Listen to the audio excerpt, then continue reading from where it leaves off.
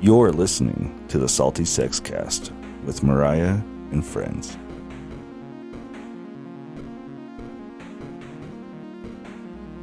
Minimize the fear. Expand your awareness. Hello, all you sexy souls. Welcome back to another episode. We have a new friend that I'm excited to introduce you all to. But if you are just tuning in, hi, welcome. I'm Mariah. I have a master's degree in health promotion education. I'm a certified health education specialist and a nationally board certified health and wellness coach. All of that just means I dig what I do. I like to talk about sex, sexuality, relationships. So this podcast is an adventure in all of those areas. But today I have Breona Wilson, who's a local to Utah model, which is really exciting because we don't have a ton of cool people here in Utah. Come on, like it can get a little stale sometimes. Um, but she also uses her platform to redefine some of those things of what we think and what we envision a model is. She uses that platform to make some statements to kind of expand our horizons. And I think that's so important, especially, in our world where sometimes we only see black and white. We ignore some of those gray areas and we expect when we hear a word, we have that vision in our heads. And so let's redefine, let's check our beliefs, let's check our bias and our stigma that even we have around sex, sexuality, but also like a word like model. So, Breonna, tell us, what got you started in this world of modeling and what makes you different? I should say different, or like, how are you redefining that label? Well, first of all, thank you for having me. That's probably the biggest and most exciting part. I love being able to talk and being able to just express and share my experience with other people, such as yourself, especially on such a fun platform, by the way. You got some fun people you've had on here. That makes me so jealous. You've had a lot of fun people. Thanks. So originally, I have a lot of family on my mother and my father's side that have been in the military. And so I was planning on going to the military at some point. So about 11, 12, I told myself, I'm going to join the Marines just like the rest of my uncles. And I was about 13 and a half when I got discovered. And so, I was not planning on it. There was turns out it was this Vogue model that ended up finding me. And so I knew I was still kind of short at the time. I was still itty bitty, but it's okay. But at the time, what was so amazing about it is that she wasn't even focused on my height. She saw my face and the hair, and so she's like, in Utah, that's different looking. And so she Mhm. talked my parents into coming to the casting, and so she's like, "You just got to trust me on this. She's got this. I see something. You just got to let me take her." And my parents were super hesitant, but they said, we're going to do this. And so they went to the casting, and it was like a 4-hour shoot, and it was amazing. This Vogue model put together this shoot. I mean, hairstylists, designers were there, and they all were just focusing in on me and to put that together. And so for a 13 and a half, 14-year-old, that was a crazy experience where I'm like, oh my gosh, this is insane. And so ever since, that it took off from that. She trained me for about a year, two, maybe even 2 years. She was teaching me runway walks and all this other stuff. And I think that's what was so amazing is especially being a girl back then. But I feel, especially with MySpace, I feel like back then there was so much different. I feel like Facebook was still trying to become a thing. Back in the early 2000s, and I feel like MySpace was and Twitter. It was such a weird world for a 13-year-old. It was so weird. But I think that's when I started to learn, oh wow, I can actually use social media to my advantage here. And I was learning it, and I think especially back then, I think especially with sexuality on top of that, with social media, I think especially at 13, when I got in the fashion world, I did not know it until I got into the fashion world, um, that beauty had such high standards Mm. and sexuality became such a thing.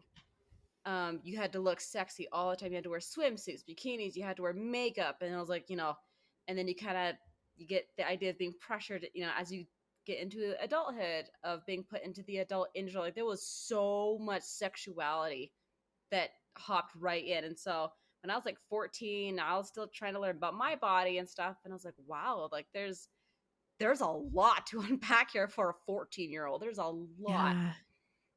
to learn about the adult industry and all this stuff. And there was just so much. I feel like being a model is so much harder than girls think it is nowadays, Mm-hmm. because there's like Instagram models, they have all this sexuality that runs with social media, and you have these high standards of things you gotta meet to be pretty, you know um but yeah, I for a lot of girls that are listening, one thing I would have to really get girls to understand is it's like an education.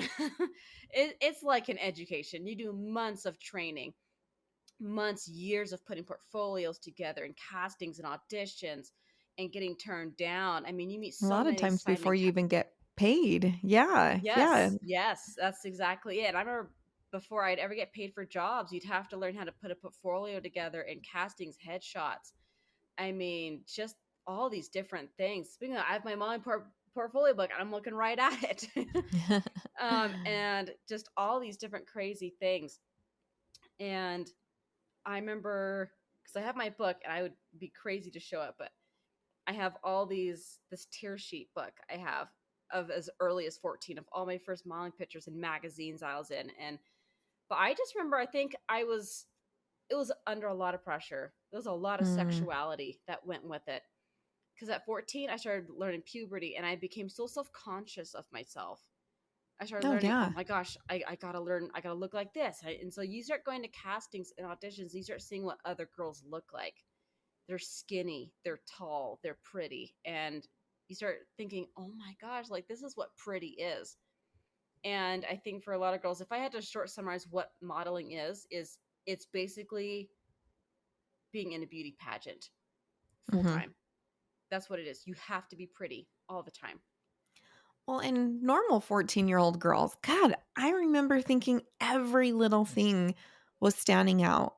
Yeah. I was so self-conscious about everything. My hair, my hips, my nose, my shoulders, my like body hair, how long my nails were, like every little thing someone else could maybe see, hear, smell, anything. Then I was so paranoid about. That was me at 14, and I wasn't even under a microscope that casting was looking at me and saying, "You're too, this. You're not enough that. You don't quite fit what we're looking for." That is a massive way to start looking at, every little thing in a very instead of owning it. For me, body image was so hard. Me owning my nose shape was a very difficult thing. It was a 30-year journey for Mhm. myself. And it really probably wasn't until, and I pierced my nose on purpose because I was like, fuck you all. You telling me that I had too big of a nose or whatever. And like, don't draw Mhm. more attention to that. I was like, no, I love nose jewelry. I would love to have that, but I don't want to draw more attention. I was like, why would I Yeah. let someone else's opinion of what I look like change what I want to do? And so that was just me. I'm not even under a microscope that I have people judging me every day for a paycheck, for a Mhm. platform, for part of my identity. I get to still own that. So for you, how did you go through some of those things when people were saying you weren't enough or you were too much or this just didn't fit the mold that we were expecting? That's a good question. I remember the first couple of times. I think it's like the first 3 or 4 castings I had gone to. And so praise God, literally, that this Vogue model teacher that I had, when she found me, she trained me beforehand to prepare for something like that. Mm, She was so nice about it, and she said, listen, you're going to get a lot of mean people that are going to say things about you that are not true, but you just have to pretend it's a good acting job. You cannot take it there you personally. go. You go in there, you do your job, and if you get it, you don't. if you do get it, then it's something to be celebrated. It's all right. But you have to be prepared that you will get more no's than yes. And I I remember I did a couple years, I did really good. And I was like, you know what, the first 3 or 4, yeah, I cried. My first couple of times I cried. And I was like, yeah, maybe it's me. But every time I had a concern, and her name was Jana. And I remember um I'd go to Jana and I was like, listen, I was like, I'm so self-conscious. And I think that's something I started to learn with modeling is she'd see me and then show me this modeling picture of me and she's like, no, dude, there's you, the girl that is so self-conscious, and then there's this girl. I see this 14-year-old girl in this picture that has a whole different perspective. When the moment the camera came on, it's like an acting job. You can just turn and it goes right into these shows and you can nail it. You go into a Mm, whole other mindset, and that mindset is what is going to help you get this far. You mm-hmm. cannot let these voices get to you and they eat you alive. And we had this discussion about it because like, a lot of girls come out of there and they starve themselves, or Yeah. sexuality becomes a thing where girls are starting to get be sexually active, and later on in life, Hypersexualized. Yeah. yes, exactly, hypersexualized, and they get to a point in life where they get into the adult industry and things get out of control. And it's sad because I've seen my friends do that where we were 14.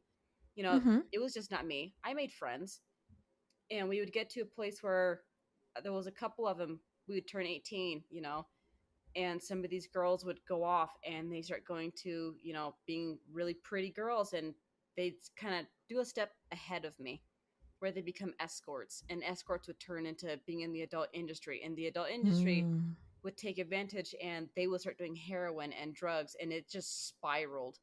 yeah. And I think that's, especially for me being a survivor, I got to a place where I'm like, I have to put a stop somewhere where sexuality cannot be a thing, or this is going to ruin me. And Yeah. so I remember really quickly during my modeling training, I did two. I did one with Janet, the one that discovered me, and I did one a couple years back from another model in New York City. And she gave us these sheet books we could print out, and she asked us a question. And in the question, she said, what makes you different and where are your standards?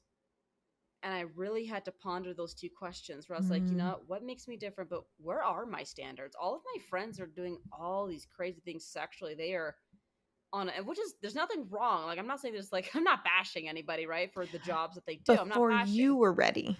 Yes. Yes, but I'm like, I am a place where I'm like, that's not for me Mm-hmm. personally. It's not for me. And so once I really wrote down like what are my standards, um, and so she asked us, if you can't even answer either of these two questions, you're in the wrong industry. You're in the wrong job, because you got to Mm. know, especially because every model has to have something that makes them look physically or motivationally different. Especially because like again, modeling is like a live pageant show. Every girl has to have a different talent. You got to bring something that's different. Yeah. And I remember telling her, I'm like, you know what? I might not be in the adult industry. I don't do Playboy. I don't do that like other girls, clearly. But I said my height is something I have that no girl in this room has. All these girls, for training and everything else, I'm like, you know what? They are all 5'10", 5'6", they're 6 feet tall, and I'm what, 5'4.5", barely at it. I'm like, I have something that girls don't. And I remember I shot her a message about it, and I was like, would would this work? And I just Is it remember her marketable? saying, "Is it marketable?" And so at first she's like, "No, you're a girl that would model for Target or Walmart. You're a commercial model." And I was like, I refuse to believe that. I absolutely refuse. And I remember going to every casting, even if especially, that was, for example, for an experience. A couple years ago we had Utah Fashion Week. It was one of the very first ones that came out, and it was like I remember it was such a big thing. Mm. And I remember everyone kept telling me, "Oh, you're 5'4", honey. Like you can't do that." And so I had a friend that messaged me. She's like, "Listen," and she was like 6'1", and she dropped out of the casting. Mm. They gave her the job, and she said, "Listen, I recommended the director to come call you. I know you're not tall enough, but I know you got the personality, you got the portfolio, and you got the platform to show for it." And they did. And I went to the casting, and they took me. And I remember what a mind-blowing experience that was for me to be able to walk out of there and say, I pulled something off everyone told me I couldn't pull off, and I pulled it off tonight. Yeah. And it was such a crazy experience. And I think overall, especially with social media, I think sexually there's nothing wrong with wanting to feel pretty. Like, there's nothing wrong with that. I Mm-hmm. think, especially for other girls, especially at such a young age, I get girls that message me at such a young age, and it bothers me how so many of them say, "Can I become a model? Am I pretty enough? Am I too fat for this? Am I too obese?" And they start getting in their heads where I'm like, we need to slow down. You're, first Mm-hmm. of all, you're too young to be jumping to conclusions already about yourself. And I feel like that's so sad. Sexually, girls are already hypersexualizing, putting labels on themselves already. And that is so scary to watch.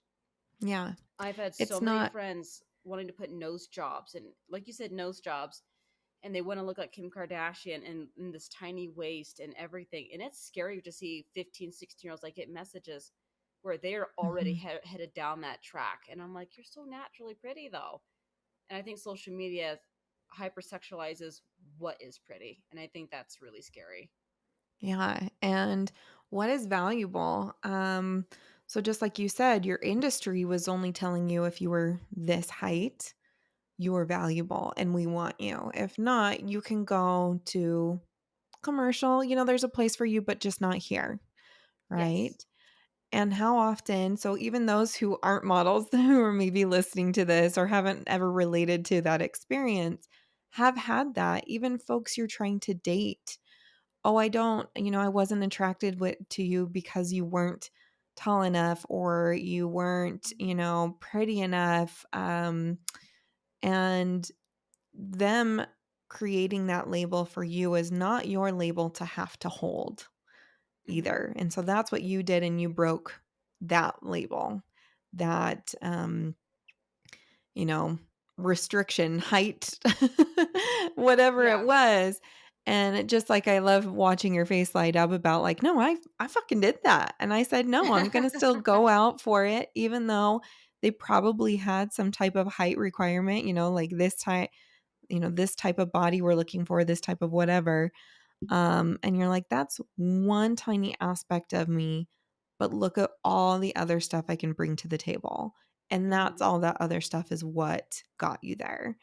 And Yeah. so, if folks are listening and thinking, okay, I had one person tell me my nose was too big. How about I'll use one of my own personal experiences, right?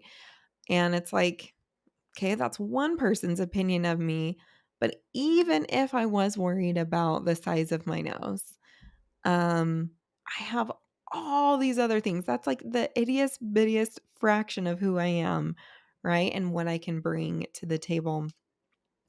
Um, for you and even your experience, so you have this platform as a Mm-hmm. model, you're in front of people, you can make statement images, you can make um, things speak for themselves without using your voice, right? You Yes. have a platform and other things, you have a following.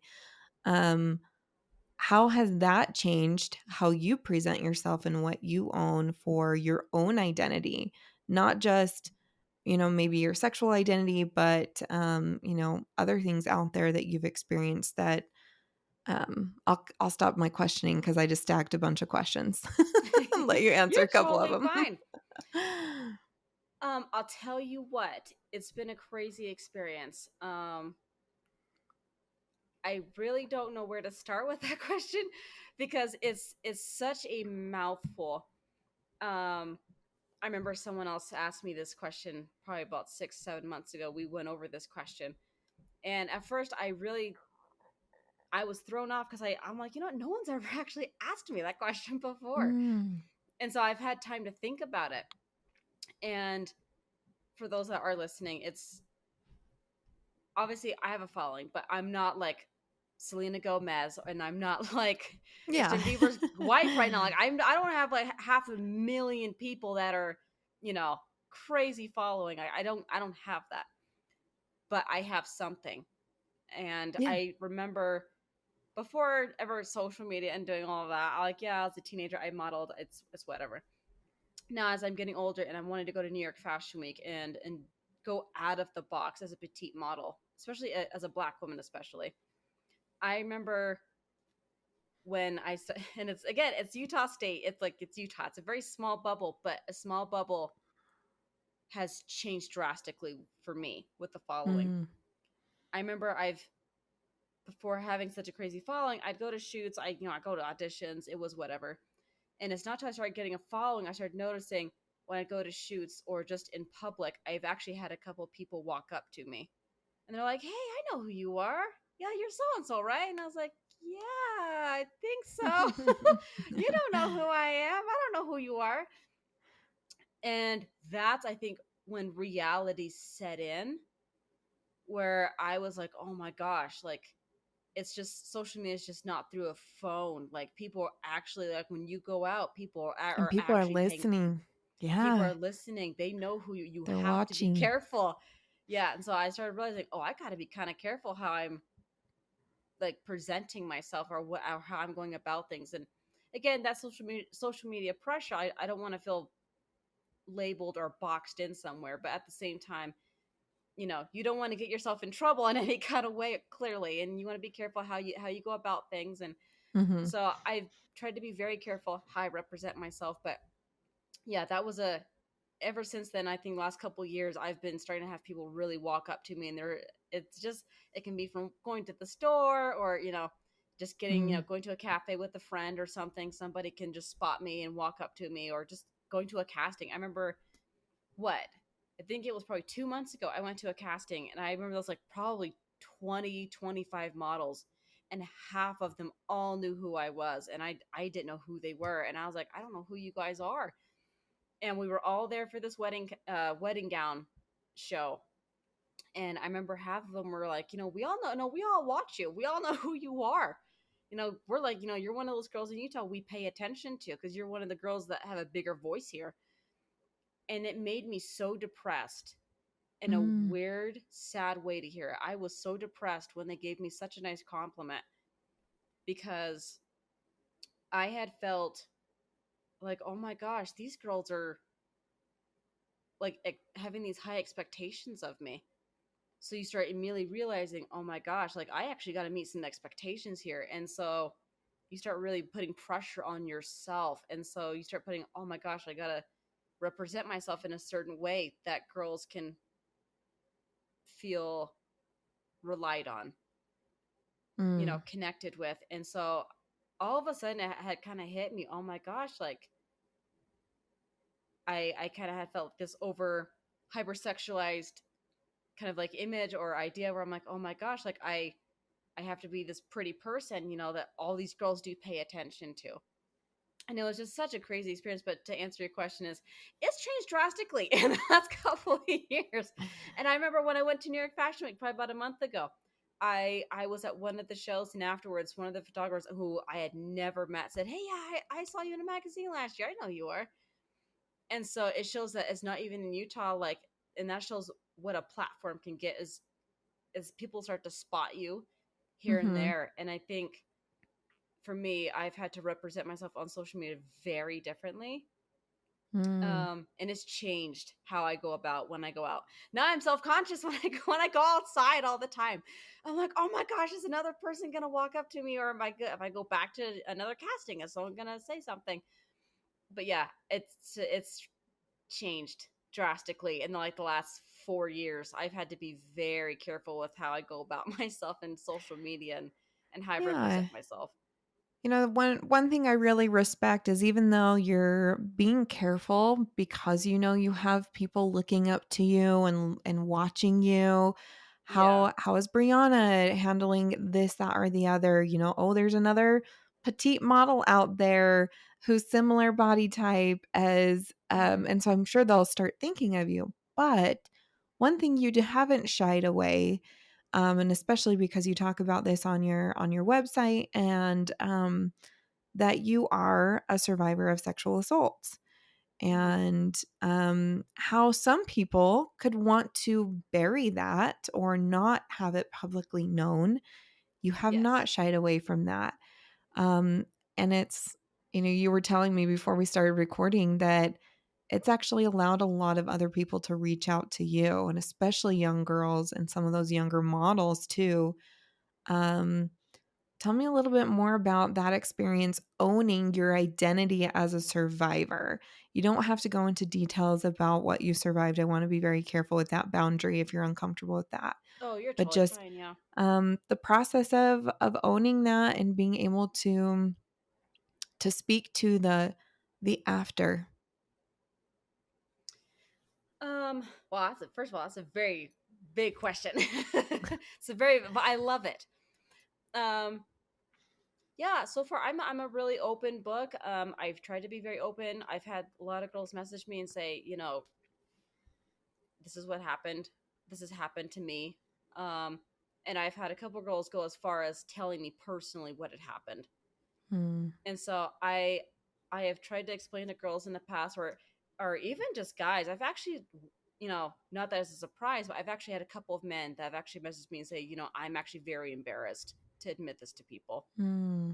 And I have loved it. And I can't tell you, when men do message me, I cheer them on so much. I'm like, you know what? You did not have to come to me.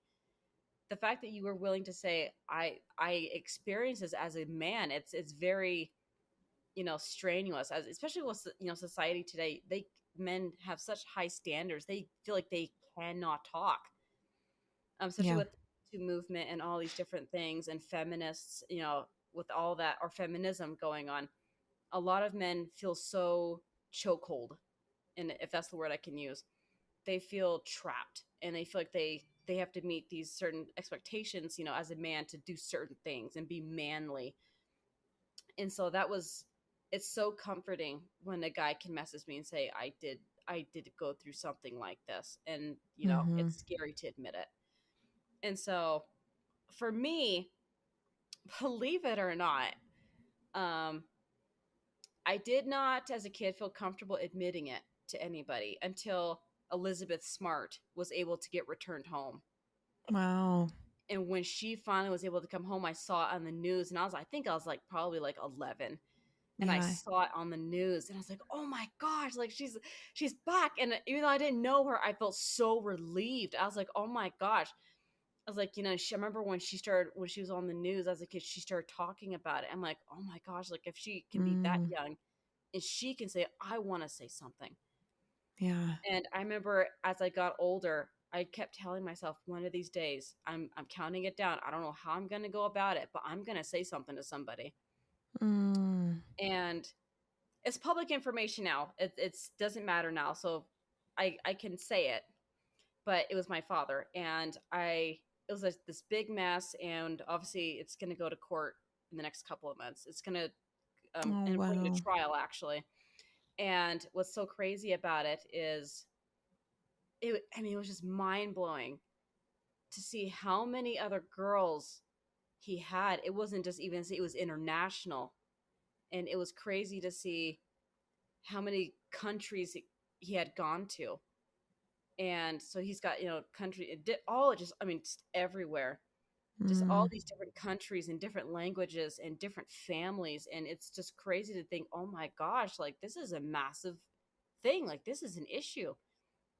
And I remember when I got the call from the FBI, which people I'd never met in my life. They had called me and they said, because this is probably what, yesterday, believe it or not, yesterday was the 2-year mark that he finally got arrested. And the international FBI had called me and they said, listen, we're going to go to trial.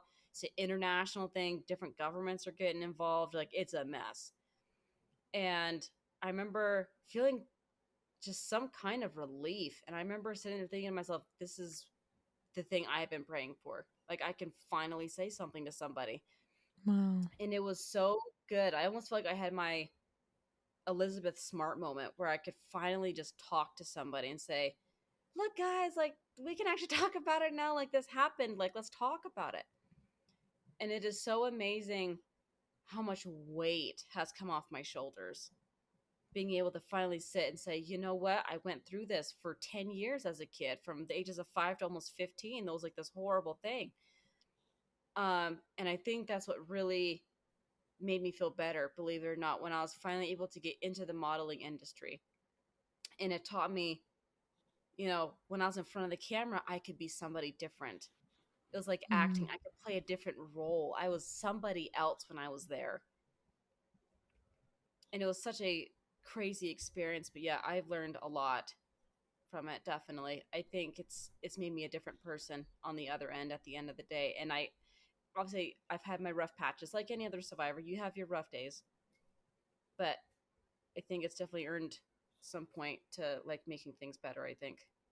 Yeah, going through that. And, Brianna, I appreciate you sharing your story and being able to be that um, example for other people who may be going through that and unsure of what to share.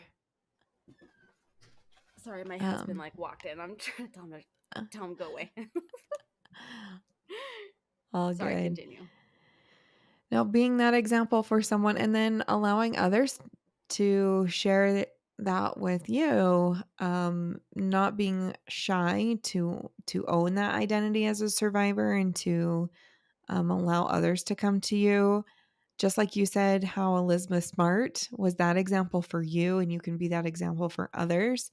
Um, and for those who are not from Utah, or maybe not even listening to this in the US, um, Elizabeth Smart was abducted. I think, was she 13, 14, Um 12 or 13, but yeah, it was like 12 I or believe it was 13? 13, yeah. Yeah, she was abducted from her home in Utah, held captive by a psychotic man who continually raped her. Um, Mhm. and she was gone for over a year, wasn't it? Like Yeah, 18 she was months? gone for like almost about 2 years she was Mm-hmm. gone. So it was a long, long time ago. And then she finally was rescued. And someone tipped off the police. Hey, I think this girl is that Elizabeth Smart girl. She's been walking around Salt Lake with this guy. And anyway, but Yeah. she came out publicly. I think she's had several books or at least a book out Yeah. about, owning that and everything. So to have that be such a public case, I remember it was on the news every single night. I was really close to her age. I think I'm just a couple years older. And to just Mhm. know that like someone was experiencing that, and then hearing that there's, I believe it's a Netflix documentary on it too. So if you're ever curious, uh, so a terrible thing happened to someone, and then they use that terrible thing to not shy away from their choices later.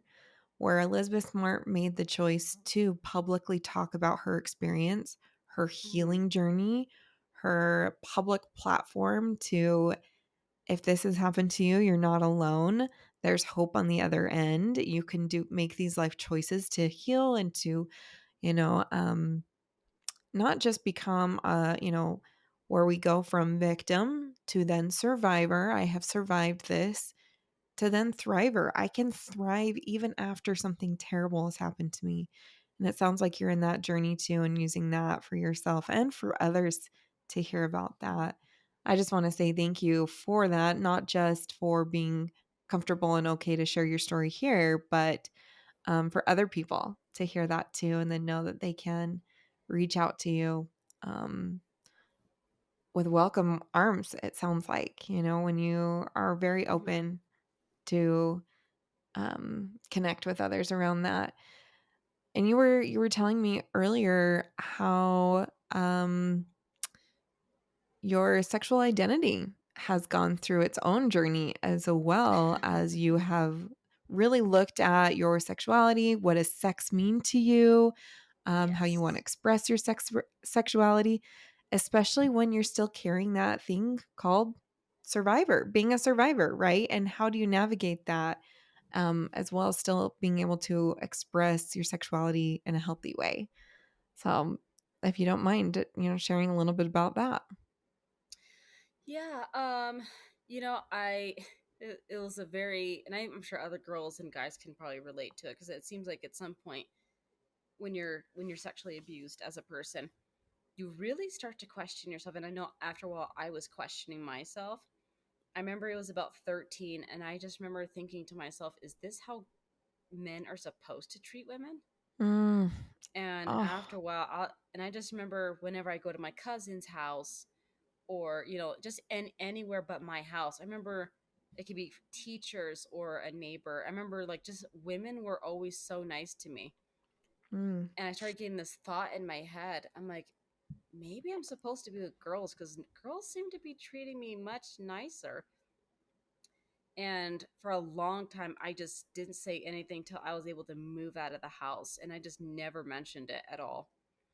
And so when I was finally able to kind of get out of the house and do my own thing, I remember just feeling confused a little bit. And it kind of goes back to social media. You have all these high expectations of things you have to meet, and it's strange how I was like, oh my gosh, like I don't know if anyone should know about this, because of the Mm. statement and the platform and the world that I have going on. It's not good that no one should find out about this. And I remember finally I got to a place where it was driving me insane. I was being driven insane by it. And I remember, I can't remember how it happened, but finally I think one day it was like during a photo shoot I was doing for somebody, and somebody said, and he's a sweetheart. I promise he's not like a pervert or anything. He was joking with me, and it was before I was married, and he was asking me, um, you're a really pretty girl. I was like, well, thank you. And I had known this photographer for like a long time, so if anyone's listening, I promise you, he's not like a pervert. He's a really cool guy. I promise And you. usually a photographer, they're making conversation, they're teasing to get different emotions out of you too, Yeah. either letting you relax or also like sometimes they do that on purpose because they want a tense shot. So, Yeah. And so yeah. But anyway, so yeah, he was asking me a question. He's like, you're a really pretty girl. Are you dating right now? And I was like, no. I said, I'm trying to pursue this career I have going on and everything. And he's like, I'm really happy for you. I really hope it works out for you. And he was me and him were really cool. And I remember like right towards the end of the shoot, he said, you have to be careful because you're a really pretty girl. You got a platform. He's like, I bet a lot of guys ask you out. And he joked with me. He's like, has a girl ever asked you out? And I was like, yeah, girls have asked me out. And he said, would you date a girl? And I remember that's like the first time anyone had asked me. And I mm, remember feeling so much tension all of a sudden. And it was this very strange but heartwarming moment. I remember feeling a little uncomfortable. And I remember I just looked at the floor, and this photographer, he was so nice about it. And he said, you haven't told anybody, have you? And he's like, you like girls, huh? And I was like, yeah, yeah, a little. oh, And so he's like, and he was so cool about it. And he's like, what? I won't tell anybody. He's like, it's your secret safe with me. I won't tell nobody. And it's been a really cool moment where he was just super cool with me. And but yeah, I think I got in my head as a kid, I started thinking to myself, my gosh, like if this is what men are supposed to treat girls, like I'm like, I don't want anything to do with guys. mm-hmm, And I remember kind of opening up about that when I started dating. I was like, should I date girls? Should I date guys? And I was starting to kind of play with the idea a little bit. Um, Obviously, I met my husband, and we had been married for a couple of years. And I remember I got to a place where it kind of resurfaced, mm-hmm, where it was starting to reappear, where I was like, I know you like girls. Come on. And it was kind of eating at me. And I remember, I think it's going to sound so strange now, but I think I was watching a Dr. Phil episode. I think that's what I was watching. And this husband was a cross dresser. And but he liked guys, but he wanted to be with his wife so badly, but he wanted to explore this world a little bit. And it mm, didn't mean did not love her any less, but he had been holding this thing for so long since high school, and he had been fighting it for like 35 years. He had been so in love, he had kids and all this, and so Mm. finally I just got to this place where I finally sat my husband down one night and I'm like, listen, I know I make jokes about girls, but I'm like, I was being serious. And so can we just talk about it? And I remember for like a whole month, we talked. And by the way, for those that are listening, my husband was so nice about it. I Mm. remember I just broke down crying in front of him and I said, listen, I said, I know I've been joking about girls for years. I joke about it. I said, but it doesn't mean I don't love you any less, but would you still love me? Would you still want to be with me? I remember he thought about it for a moment because I think he was just not ready for it. Yeah. Like anybody would, like any other partner would. He really had to think about it, for a second. No, I remember it was just so quiet. I was just having this internal panic attack. I thought, this is it. This is where he's going to dump me. Here it goes. I'm ready for it. And Mm. I was in my mind, I had just had it made up in my head because I think it was a natural response. For those that are listening, it's a natural response. When you're being sexually abused, you're so used to being kind of like Stockholm syndrome a little bit, where you're so used to being told you're worthless and all these other things and being treated so horribly.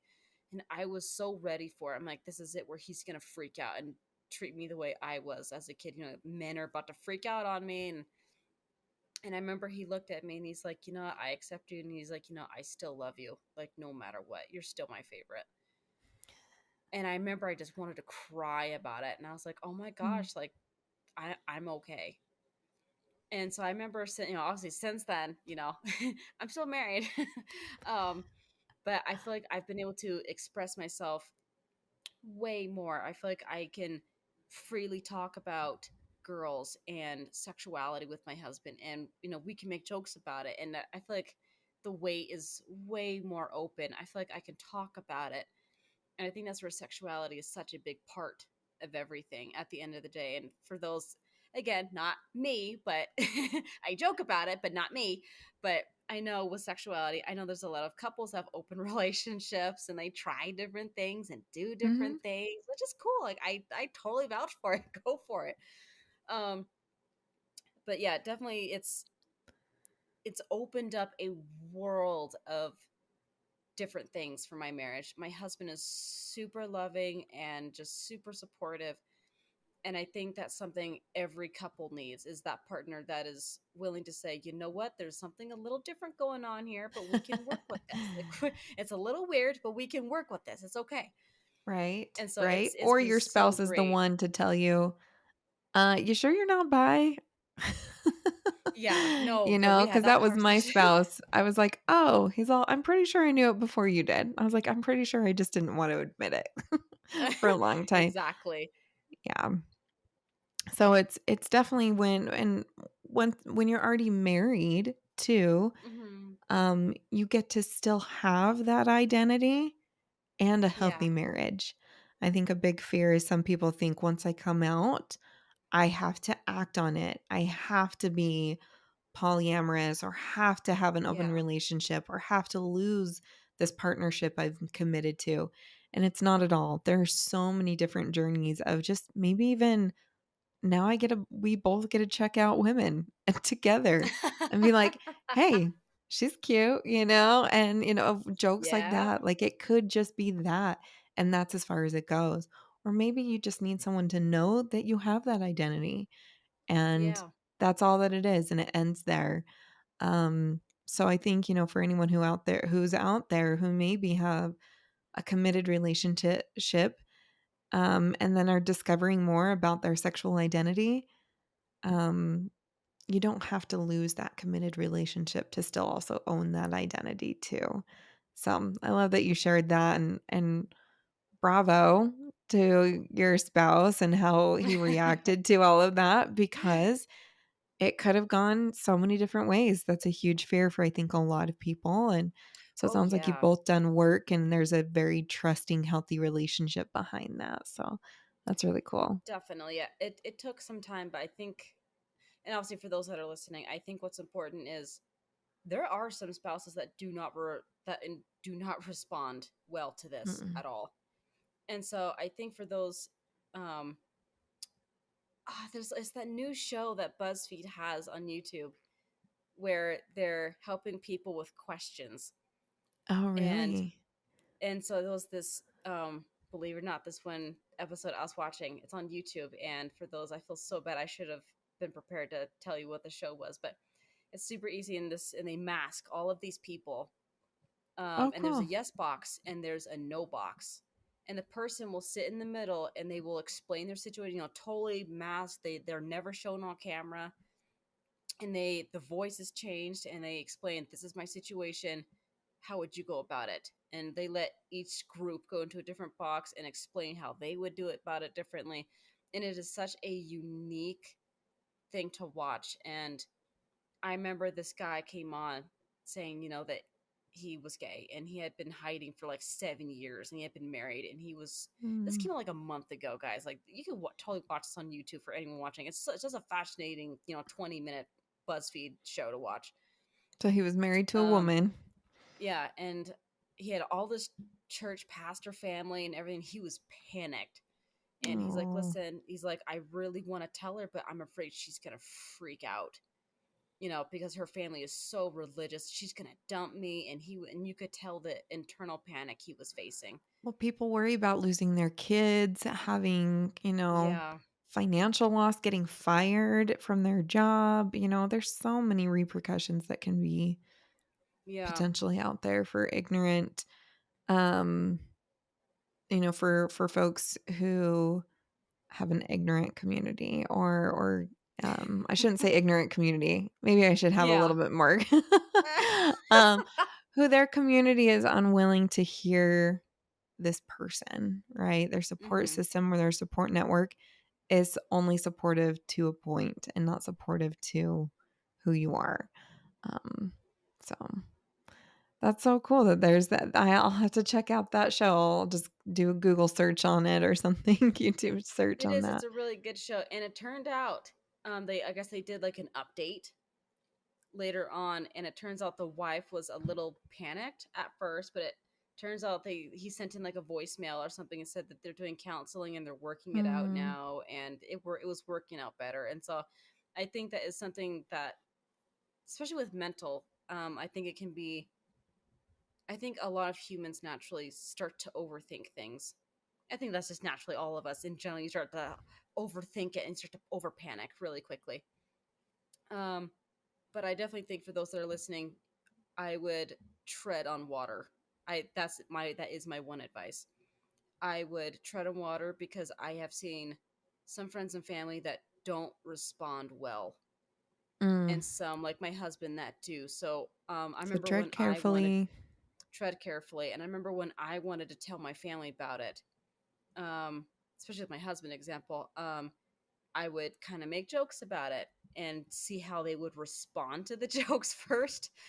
And if they were super cool with it, then I'd be like, oh, then maybe they'll be cool with me. And so that was kind of my way of going about it. I would make jokes first, um, or maybe make a comment about a girl I would see, like, oh, she's kind of pretty. What do you think? Would you date her if you were the same gender? And I would make jokes. And so I think for those that are trying to find some comforting way to go about it, even just sexually, like to go about it, I would find a fun, comforting way to go about it. Try it with friends and family. I remember I tried it with some people and it did not go very well. So I remember my experiment, it was a very 50-50. And those that it did not go well, you had to kind of be prepared to cut it off. Mm. But for those that work out well, like my husband, it worked out fine. But yeah, that is my one advice for those that do want to come out and try and do something, is I would find a very creative way about going about it to find a safe space for it. Yes. Yeah. There's a safe space and there's a brave space. And so I like that you were saying, and if they don't accept it, that you do have either a boundary plan or an exit plan or something Yeah. that, so you can still protect yourself. But I love that you're using your platform just to put more good out there. Um, whether or not you fit that modeling mold or that, being a survivor, and redefining a lot of those things, especially in Utah where we have so many uh, closed doors to Mhm. speaking our truth. Wanted to say that That very, is true. very Yeah. carefully. We don't have the platforms that maybe other places do. It's a little bit more, we call it the Utah bubble. It can be a Yeah, I little know bit more that term. closed-minded. It can be quite a bit more divisive, opinionated, and judgmental. So that it's so amazing that you have chosen not to allow that to close you off from your full experience that you want to take from life. Breona, where can folks find more information about you, or if they want to follow you, learn more about your own journey, where can they look you up at? Super easy. People can find me on my website, which is breonnawilson.com. It's super easy. Obviously for those that don't like to do Google searches, you guys can obviously just find me. Um, Go ahead and find me on Instagram. Turns out there's many accounts I have been finding that are me. So please don't Oh, follow any of those. So I've had to change my Instagram name so people could actually know which one is me. The account name is actually the real Breonna Wilson. And so I've had to actually put that because people keep thinking I'm all the other accounts. Please don't follow those. They're just crazy accounts. Don't follow those. But yeah, I'm on Instagram. I'm like the last what month I'm now on TikTok. oh, You fun. guys, I don't use TikTok, you guys. It's so weird. I don't know how you millennials people do this. This is weird. Yeah, But I'm on not there for now. me. So yeah, I am always on Instagram. I'm on my website. If people ever just want to do a Google search, obviously. Um, yeah, my first name is spelled Breona, and it's not Brianna. People keep thinking it's Brianna Wilson. It's not. But yeah, Brianna. I'm always welcoming fun messages from people and just being able to talk to people because obviously it's had a really good response. Mm-hmm. But yeah, that is my one thing. If um, guys or girls that are listening, if people ever get to a place where they are in a dark place with, identity, just sexually who they are, or even just career wise, maybe even just being a survivor, my platform is meant for you. You can come and talk to me and let's have a discussion. I want to be able to Mm, use my huge platform for you guys to be able to feel like you can get a word in. I want that. I want to be mm. able to share a voice with everybody. And I think that's what's so important. Yeah. Well, thank you so much for your time, Brianna. For those who aren't checking out our video on both Spotify or YouTube, because I don't know if y'all know this, Spotify has video now. It's pretty cool. We're both wearing like yellow orange today, and I am feeling the spring summer vibes. Like, let's bring more sun into it. I like need to awaken from this forever terrible winter that we've had here in I Utah, know. but It is um taking forever. if you all want more sunshine in your life, haha, see what I did there? You can Ha. follow the podcast on different social medias. The best way to find us is just saltysexcast.com. All of our socials link out from there. We're sexual content, we're adult content. So a lot of the social media, doesn't love us. So we've gotten creative with how we spell sex and other things. So just find us on the website. And this podcast really is for those who are looking to minimize the fear and the stigma in their life around a lot of those issues that can keep us from being like wholesome, happy people and thriving. So if you found this episode helpful or any of our other topics, please send it to a friend, share it with others, because that is how our message is shared. I just want to thank everyone for hanging out with us for an hour or a little bit less. We'll let you back a few minutes. Um, but we'll see you next time on the Salty Sex Cast. Bye.